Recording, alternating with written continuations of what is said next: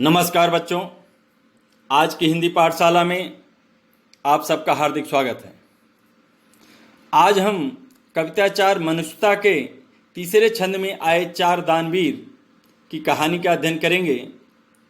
कहानी लंबी है, लेकिन हम उतना ही कहानी का अध्ययन करेंगे जितना इस पाठ यानी कविता को समझने के लिए आवश्यक है।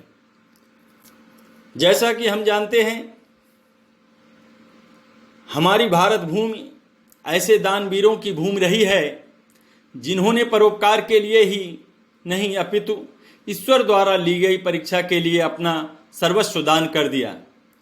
ऐसे दानवीरों में राजा रंतिदेव, महर्षि दधीचि, राजा शिवी, दानवीर कर्ण का नाम आता है। सबसे पहले कहानी हम राजा रंतिदेव का सुनते हैं। राजा रंतिदेव के राज्य में एक बार अकाल पड़ा। राजा ने अपना सब कुछ दान कर दिया। ऐसे दानवीर रंतिदेव पूरे 48 दिनों तक भूखे प्यासे रहे। उन्हें 49वें दिन कहीं से भोजन प्राप्त हुआ। वे भोजन ग्रहण करना ही चाहते थे कि एक ब्राह्मण, एक गरीब, एक कुत्ता अतिथि रूप में उनके सामने आ गए। उन सब ने कहा, हे राजन, मैं भूख से व्याकुल हो रहा हूं, मुझे भोजन चाहिए। रंतिदेव ने उन सबको श्रद्धापूर्वक भोजन कराया। तत्पश्चात उसे प्रणाम किया। अब उनके पास एक मनुष्य की प्यास बुझे इतना ही जल रखा हुआ था। राजा उस जल को पीना ही चाहते थे कि अकस्मात एक चांडाल आकर रंतिदेव से कहने लगा, महाराज, मुझ अपवित्र नीच को पीने के लिए थोड़ा सा जल चाहिए। मैं बहुत थक चुका हूं, मैं बहुत प्यासा हूं। उस चांडाल की दीन करुण याचना सुनकर राजा रंतिदेव ने अपने हाथ का पानी भरा प्याला उस चांडाल को दिया। भगवान उनकी इस तपस्या से प्रसन्न हुए, यानी राजा रंतिदेव के, और उनके भंडार अन्न और धन धान्य से परिपूर्ण हो गए। तो ये कहानी यानी राजा रंतिदेव का जीवन चरित्र हम सभी को इस बात का संदेश देता है कि ईश्वर अपने सच्चे भक्तों की बार बार कठिन परीक्षा लेते हैं। ईश्वर को हमेशा अपने सच्चे भक्त की तलाश होती है। एक साधक एवं भक्त को भी ईश्वर की तलाश होती है। पुराण आदि धर्म ग्रंथ बड़े संदेश लेकर आते हैं। हमें उनका अर्थ समझना चाहिए। सिर्फ कथा नहीं है, ये ज्ञान की गंगा है, नहाते जाइए। तो अगली कथा हम सुनते हैं दधीचि की। इनके विषय में कथा है, यानी कहानी है कि एक बार वृत्तासुर नाम का एक राक्षस देवलोक पर आक्रमण कर दिया। देवताओं ने देवलोक की रक्षा के लिए वृत्तासुर पर अपने दिव्य अस्त्रों का प्रयोग किया, लेकिन सभी अस्त्र शस्त्र इसके कठोर शरीर से टकराकर टुकड़े टुकड़े हो रहे थे। अंत में देवराज इंद्र को अपने प्राण बचाकर भागना पड़ा। इंद्र देवताओं सहित भाग करके त्राहिमाम करते हुए ब्रह्मा, विष्णु एवं शिव के पास गए। लेकिन तीनों देवों ने कहा कि अभी संसार में ऐसा कोई अस्त्र शस्त्र नहीं है जिससे वृत्तासुर का वध हो सके। त्रिदेवों की ऐसी बातें सुनकर इंद्र मायूस हो गए। देवराज की दयनीय स्थिति को देखकर भगवान ब्रह्मा ने कहा कि पृथ्वी पर एक महर्षि दधीचि हैं, उनके पास जाओ और उनसे निवेदन करो कि संसार के कल्याण हेतु अपनी हड्डियों का दान कर दें। इंद्र उनकी बात को सुनकर जरा घबराए। किसी महर्षि के पास जाकर कैसे उनकी हड्डियों का दान मांगा जा सकता है, कहीं इसके बदले वो श्राप ना दे दें। ब्रह्मा जी ने इंद्र से कहा कि दधीचि का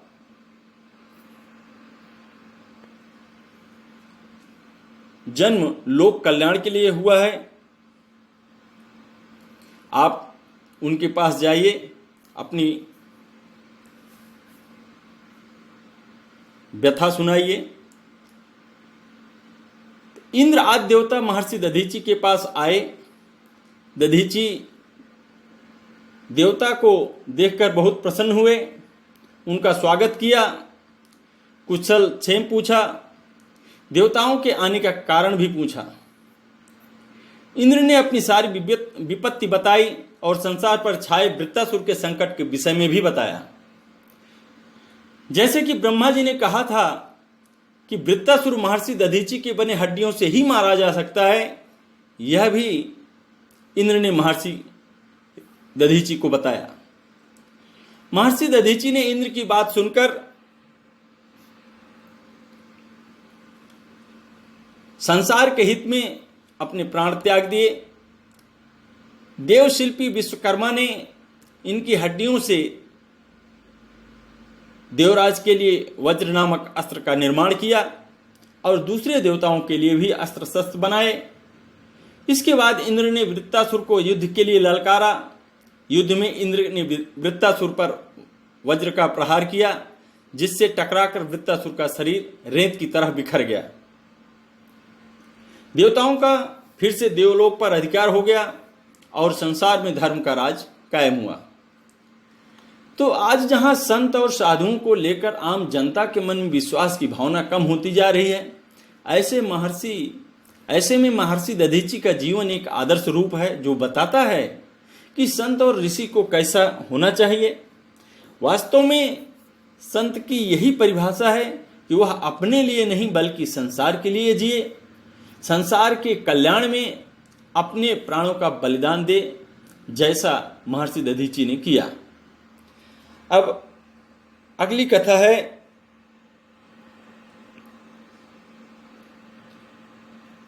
महाराज शिवी का।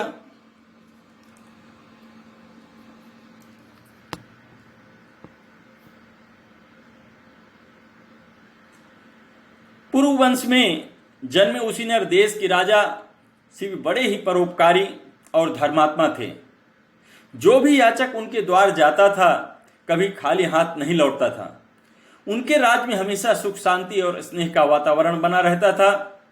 राजा शिव हमेशा ईश्वर की भक्ति में लीन रहते थे। राजा शिव की परोपकारशीलता और त्याग वृत्ति के चर्चे स्वर्ग लोक तक प्रसिद्ध थे। देवताओं के मुख से राजा शिव की इस प्रसिद्धि के बारे में सुनकर इंद्र और अग्निदेव को विश्वास नहीं हुआ। अतः उन्होंने उसी नरेश की परीक्षा करने की ठानी और एक युक्ति निकाली। अग्नि ने कबूतर का रूप धारण किया और इंद्र ने एक बाज पक्षी का रूप धारण किया। दोनों उड़ते उड़ते राजा शिव की राज में पहुंचे। उस समय राजा शिवी एक धार्मिक यज्ञ का अनुष्ठान कर रहे थे। कबूतर उड़ते उड़ते त्राहिमाम करता हुआ राजा शिव की गोद में आ गिरा और मनुष्य की भाषा में बोला, हे राजन, मैं आपकी शरण में आया हूं, मेरी रक्षा कीजिए। थोड़ी ही देर में कबूतर के पीछे पीछे बाज भी वहां आ पहुंचा और बोला, राजन, निसंदेह आप धर्मात्मा और परोपकारी राजा हैं। आप कृतघ्न को धन से, झूठ को सत्य से, निर्दयी को क्षमा से और क्रूर को साधुता से जीत लेते हैं। इसलिए आपका कोई शत्रु नहीं और आप अजात शत्रु नाम से प्रसिद्ध हैं। आप अपकार करने वाले का भी उपकार करते हैं। आप दोष खोजने वालों में भी गुण खोजते हैं। ऐसे महान होकर आप यह क्या कर रहे हैं? मैं भूख से व्याकुल हूं। कृपा करके यह कबूतर मुझे दे दीजिए। यह मेरा शिकार है, यह मेरा भोजन है। इतने में कबूतर बोला, शरणार्थी की प्राण रक्षा करना आपका धर्म है राजन। अतः आप इस बाज की बात कभी मत मानिए। यह दुष्ट बाज मुझे मार डालेगा। दोनों की बात सुनकर राजा शिवी बाज से बोले, हे बाज, यह कबूतर तुम्हारे भय से भयभीत होकर मेरी शरण आया है। अतः यह मेरा शरणार्थी है। मैं अपनी शरण आए शरणार्थी का त्याग कैसे कर सकता हूं? समर्थ और बुद्धिमान मनुष्यों को चाहिए कि असमर्थ व मृत्यु भय से भयभीत जीवों की रक्षा करे। अतः हे बाज, मृत्यु के भय से भयभीत या कबूतर मैं तुझे नहीं दे सकता। इसके बदले तुम जो चाहो खाने के लिए मांग सकते हो। तब बाज बोला, हे राजन, मैं भूख से पीड़ित हूं। यदि मैं भूख से मरता हूं तो मेरे बच्चे भी मर जाएंगे। आपके एक कबूतर को बचाने से कई जीवों के प्राण जाने की संभावना है, इससे आपको पाप लगेगा। हे राजन, आप ऐसे कैसे धर्म का अनुसरण कर रहे हैं जो अधर्म को जन्म देने वाला है? बुद्धिमान मनुष्य उसी धर्म का अनुसरण करते हैं जो दूसरे धर्म का हनन ना करे। आप अपने विवेक के तराजू से तौलिए और जो धर्म आपको अभिष्ट हो वह मुझे बताइए। राजा शिव बोले, हे बाज, भय से व्याकुल हुए शरणार्थी की रक्षा करने से बढ़कर कोई धर्म नहीं है।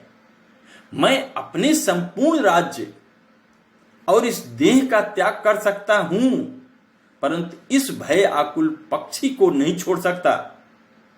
हे बाज, तुझे आहार की अभिष्ट है, सो जो चाहो सो आहार के लिए मांग लो। तब बाज पक्षी बोला, ठीक है राजन, यदि आपका इस कबूतर के प्रति इतना ही प्रेम है तो मुझे ठीक इसके बराबर तोलकर अपना मांस दे दीजिए, जिससे मैं अपनी भूख शांत कर सकूं। मुझे इससे अधिक और कुछ नहीं चाहिए। प्रसन्न होते हुए राजा शिवी बोला, हे बाज, तुम जितना चाहो उतना मांस मैं देने को तैयार हूं। यदि यह क्षण भंगुर, ये नश्वर शरीर धर्म के काम ना आ सके तो इसका होना व्यर्थ है। यह कहकर राजा ने तराजू मंगवाया और उसके एक पलड़े में कबूतर को बिठा दिया और दूसरे पलड़े में वह अपना मांस काट कर रखने लगे। लेकिन कबूतर का पलड़ा जहां का तहां ही रहा। तब अंत में राजा शिव स्वयं उस पलड़े में बैठ गए और बोले, हे बाज, ये लो, मैं तुम्हारा आहार तुम्हारे सामने बैठा हूं। इतने में वह दोनों पक्षी अंतर्ध्यान हो गए और अपने असली रूप में प्रकट हो गए। इंद्र ने कहा, हे राजन, आपके जैसा धर्मपरायण और त्यागी मैंने कभी नहीं देखा। मैं इंद्र हूं जो बाज बना था और ये अग्नि है जो कबूतर बना था। हम दोनों तुम्हारे त्याग की परीक्षा लेने आए थे। हे राजन, ऐसे मनुष्य बिरले ही होते हैं जो दूसरों के उपकार के लिए अपने प्राणों का भी मोह ना करें। ऐसा मनुष्य उस लोक को जाता है जहां फिर से लौटना नहीं पड़ता है। अपना पेट पालने के लिए तो पशु भी जीते हैं, किंतु अभिनंदनी तो वही मनुष्य है जो दूसरों के हित के लिए जीता है। इतना कहकर इंद्र और अग्नि स्वर्ग को चले गए। राजा शिव ने अपना यज्ञ पूरा किया और कई वर्षों तक पृथ्वी पर राज्य भोगने के बाद परम पद को प्राप्त हुए। तो इस तरह से राजा शिव की कहानी यहीं पर समाप्त हो जाती है। और चौथी कहानी हम सुनते हैं दानवीर कर्ण की।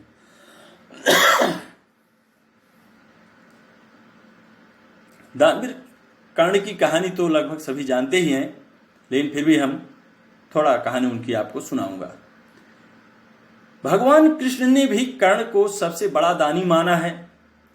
अर्जुन ने एक बार कृष्ण से पूछा कि सब कर्ण की इतनी प्रशंसा क्यों करते हैं? तब कृष्ण ने 2 पर्वतों को सोने में बदल दिया और अर्जुन से कहा कि इस सोने को गांव वालों में बांट दो। अर्जुन ने सारे गांव वालों को बुलाया और पर्वत काट काट कर देने लगे और कुछ समय बाद थक कर बैठ गए। तब कृष्ण ने कर्ण को बुलाया और सोने को बांटने के लिए कहा, तो कर्ण ने बिना कुछ सोचे समझे गांव वालों को कह दिया कि ये सारा सोना गांव वालों का है और वे इसे आपस में बांट लें। तब कृष्ण ने अर्जुन को समझाया कि कर्ण दान करने से पहले अपने हित के बारे में नहीं सोचता और इसी बात के कारण उन्हें सबसे बड़ा दानवीर कहा जाता है। अब जो हमारी कविता में आया है कि कवच कुंडल का उन्होंने दान कर दिया है, अपने शरीर चर्म आया ना, शरीर चर्म नहीं, कवच और कुंडल, उसके विषय में सुनिए। भगवान कृष्ण यह भली भांति जानते थे कि महाभारत युद्ध के दौरान जब तक कर्ण के पास उसका कवच और कुंडल है तब तक उसे कोई नहीं मार सकता। उधर देवराज इंद्र भी चिंतित थे क्योंकि अर्जुन उनका पुत्र था। भगवान कृष्ण और देवराज इंद्र दोनों जानते थे कि जब तक कर्ण के पास पैदाइशी कवच और कुंडल है वह युद्ध में अजय रहेगा। कर्ण का रोज का एक नियम था कि जब वह सुबह सूर्य अर्घ्य यानी सूर्य की पूजा देने के बाद उस समय कोई भी विप्र या व्यक्ति आता था तो कर्ण से जो कुछ मांगता था वह उसे अवश्य देते थे। इसी का लाभ इंद्र ने भी उठाया। इंद्र एक विप्र के वेश में, विप्र यानी एक ब्राह्मण के वेश में कर्ण के पास पहुंच गए और उनसे दान मांगने लगे। कर्ण ने कहा, मांगो विप्र। विप्र बने इंद्र ने कहा, नहीं, पहले आपको वचन देना होगा कि मैं जो मांगूंगा आप वो दे देंगे। कर्ण ने तैस में आकर जल हाथ में लेकर कहा, हम प्रण करते हैं विप्रवर, आप तुरंत मांगिए।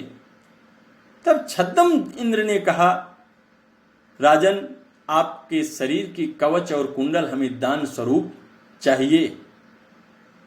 एक पल के लिए सन्नाटा छा गया। कर्ण ने इंद्र की आंखों में झांका और फिर दानवीर कर्ण ने बिना एक क्षण भी गवाए अपने कवच और कुंडल अपने शरीर से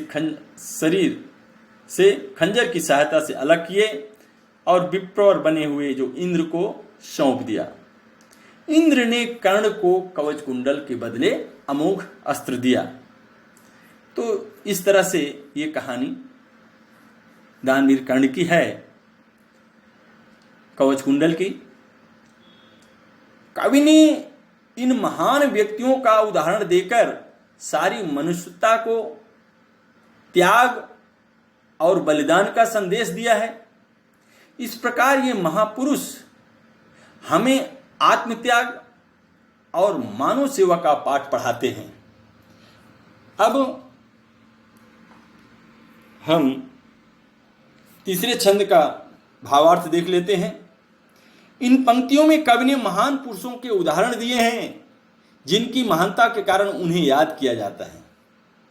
कवि कहता है कि पौराणिक कथाएं ऐसे व्यक्तियों के उदाहरणों से भरी पड़ी हैं जिन्होंने अपना पूरा जीवन दूसरों के लिए त्याग दिया, जिस कारण उन्हें आज तक याद किया जाता है।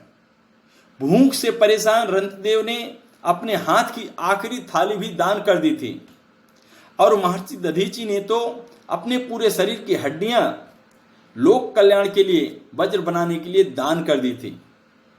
उसी नर देश की राजा शिवी ने कबूतर की जान बचाने के लिए अपना पूरा मांस दान कर दिया था। वीर कर्ण ने अपनी खुशी से अपने शरीर का कवच दान कर दिया था। कवि कहना चाहता है कि मनुष्य इस शरीर के लिए क्यों डरता है, क्योंकि मनुष्य वही कहलाता है जो दूसरों के लिए अपने आप को त्याग देता है।